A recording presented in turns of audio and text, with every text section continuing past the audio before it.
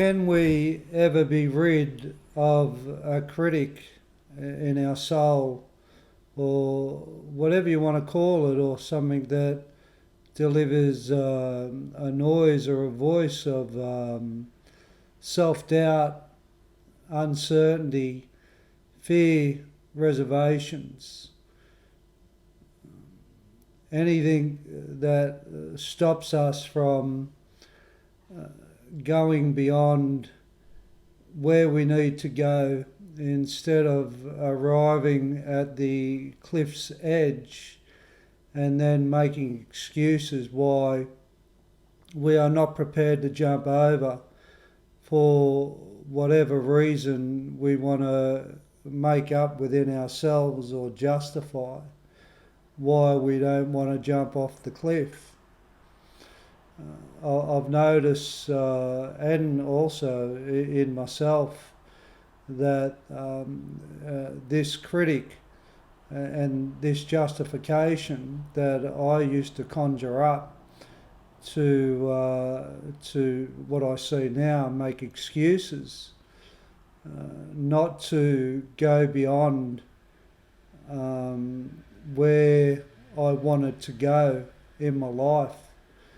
And it crept up on me really subtly, and how I become aware of this this boundary in my life was that I realised that when I stopped blaming other people or circumstances for what was happening in my existence and my journey through this life, I realised what I was doing. And it was only when I realised that I was doing this that I was able to identify it and do something about it, and start going beyond it. And when I did identify, when I come up to that cliff, or when I was looking over the edge, and it might be something so small. It could be going for a job interview. It could be going up to that person that you're attracted to. It could be going down a different path in your life, or changing something in your life that you're not happy with. It could be as fundamental as getting in a lift. It could be, not feeling comfortable in social settings. It's usually the smallest things that we don't take stock of, that we disregard, and we go, it's okay. This is the reason why I don't stay there, and this is the reason why I've made this decision, and it's this person is the reason why I haven't got what I've got, or it's something else is the reason why, and it's just a continuing justification. And I used to do it, and I think all humans do it during the course of a lifetime. And we do it for a lot of reasons. We do it to understand and like create a form of comfort within our own soul, that is the reason why we don't go beyond where I think we need to go to expand out of the life that we live, and go into other lives, and go into other worlds, and go into other dreams, and go into other places where we're not happy being in the place back here, but we see something ahead, or we see something to the left, or we see something to the right, and it appeals to us. It's how do we get to that point? It's how do we get to that stuff that appeals to us, that we would like to have in our lives, or we would like to do in our lives. And I think, and I can only speak from my experience, and I've actually done it. So I think I'm in a position to talk about it. What I did, I was lucky enough to identify it as a stumbling block. I was lucky enough to see it as something that kept me living a life that I wasn't happy in. But as I've said before, people can be, and I've done it. You can be happy in a pig of mud. You can be happy in shit. You can be happy in any given situations. As long as you're dealing with that fear or uncertainty or that doubt or that unfamiliar ground which is over the cliff. But it is over the cliff where we need to go. I don't know any other way to get to other destinations in a life if we're not content or we're not happy with with what we're doing.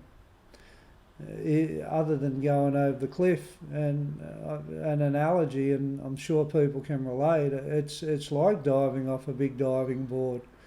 When you first do it, it's scary. I can remember going to the pool as a kid, a Leichhardt pool actually, and ride, and going up on the tower, on the diving tower, and looking over and absolutely being petrified of jumping. And one day I was with a mate of mine back in the day, the old wheelchair bloke who I wrote about in the book, who was on the stolen motorbike and went around White Bay and lost control of it while the coppers were chasing him. And he went under the semi-trailer and he became a paraplegic. I don't have to mention his name for the people that know who I'm talking about. And he made me face that fear by pushing me off. And it was a long way down, and I remember I screamed at first, and I was floating through the air, and I was flying down, and I hit hard. But there was something exhilarating after it. It felt good. There's something in going beyond the fear that we feel, and the feeling after it, the reward after overcoming fear is addictive. And in today's society, a lot of people spruik the word to people not to go, like beyond that fear, and people, get to a point and they define their struggle as tough and hard, and I'm not saying that none of us have got a critic in us, or none of us have got self-talk that tells us, not to go beyond ourselves, and none of us, has given reason why we don't do the things we do, but that doesn't help people in a true sense of confronting that and overcoming those fears, where that if they do it enough without any form of medication or the thing being diagnosed, to them as it's okay to have it. It's okay to face it. I'm not saying that people, shouldn't take, pills or shouldn't take things that helps them through life. No, I'm not saying that. What I am saying is that, to feel your feelings ultimately in a life is a great thing. And when you can understand it's whatever the reason is why we don't want to jump off a cliff and go into new realms, is because of that fear and uncertainty and anything else that you've been conditioned with prior to it. Can we get rid of that critic? Can we get rid of that doubt? Can we manage it? Well, through my experience, the only way to manage it and deal with it, because it never goes. When through my experience, when I've achieved one thing in my life and I've done that and I've manifested it through jumping off the cliff in any given situation, because I know I've been able to do it and it feels good and I've achieved.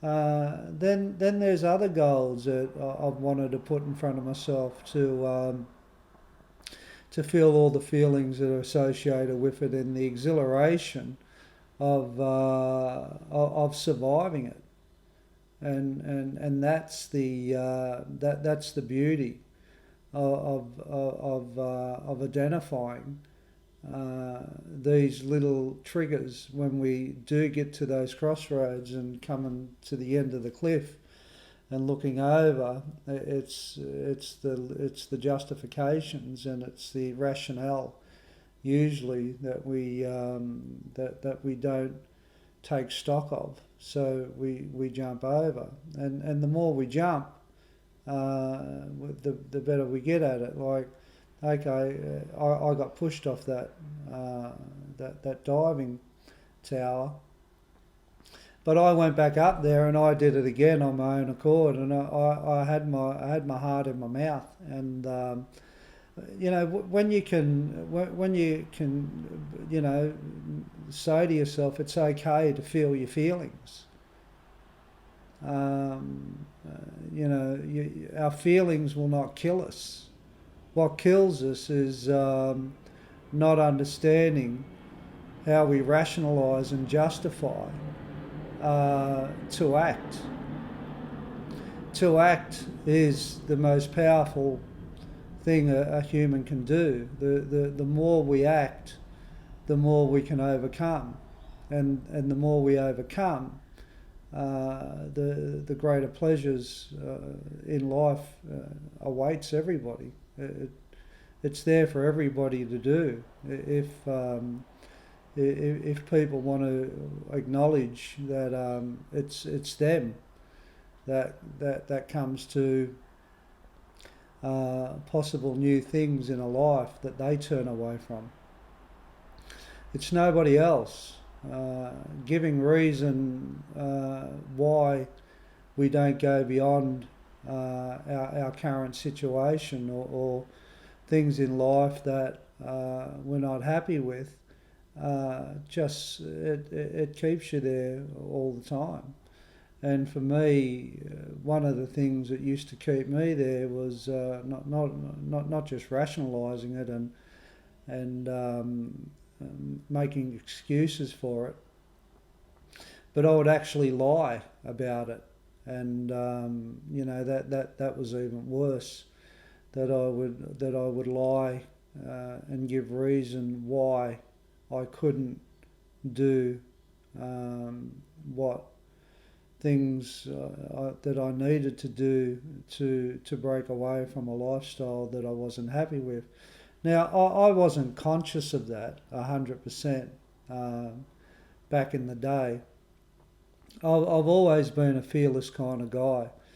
So when I realised and identified it was me all along that had stopped me from progressing to a better life, then I had the ability to change it, and change it I did, because as I said, I was always a fearless person, and I believe every one of us has got that risk taking in us, and every human is fearless in their own way.